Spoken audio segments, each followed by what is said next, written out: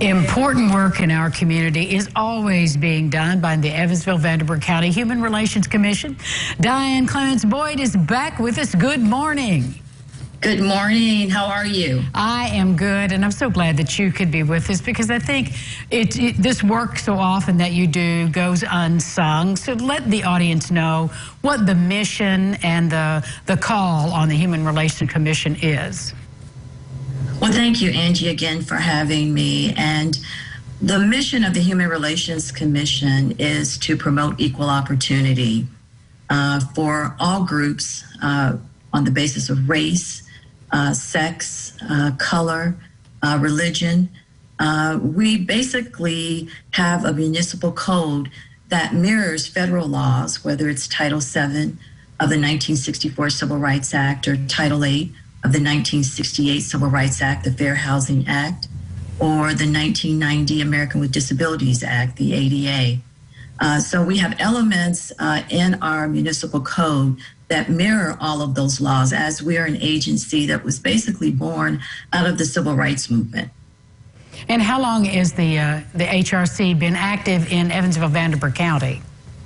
Well, we initially, we have a history that goes back to 1948, wow. Where there was a group of community leaders that came together to address racial equality way back in 1948. And it went defunct for a number of years, but it was revigorated in the early 60s as the civil rights movement came to gain additional momentum just a year before the passage of the 1964 Civil Rights Act. The commission's first director was hired. So our mission, again, it goes back to 1948. And again, our office was established where there was actual paid staff hired in 1963. Well, tell us a bit more about the investigative piece of your work when somebody brings forth a complaint. Absolutely. We have a skilled group of investigators that will speak to individuals if the complaint is on the basis of employment, housing, public accommodations, or education.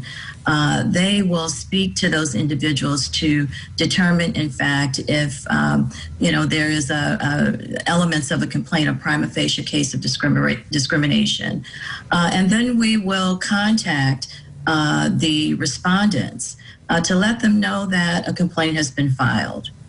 They will then have an opportunity to provide a response or a position statement stating their case as to what happened. So the investigative process really starts from there. We openly welcome conciliation or settlement at any point in the process. And it's not always a monetary settlement that the charging parties are seeking. Sometimes they just want a simple, they're sorry. If you were offended in any way, sometimes that's all that the charging party is seeking. Sometimes it is something a little bit more in depth that may require that we issue a probable cause finding.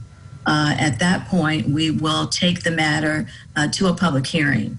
The commission has a group of commissioners that are appointed by the mayor, the city council, the county commissioners, and the county council that will act as a tribunal to hear that complaint of discrimination.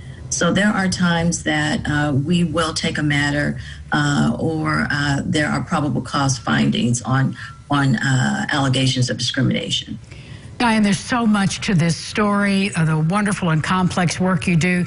What is the best website and page to go to for the public to learn more about your work?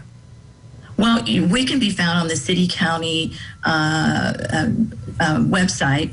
I believe it's www.vanderburggov.org.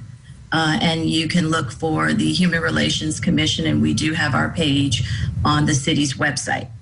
You can also reach us at 812-436-4927. Again, that's 812-436-4927, or email us at hrc@evansville.in.gov. Diane Clements Boyd, it's always a joy to talk to you. Thank you so much. Anytime. And Lifestyles will continue after this. Please stay with us.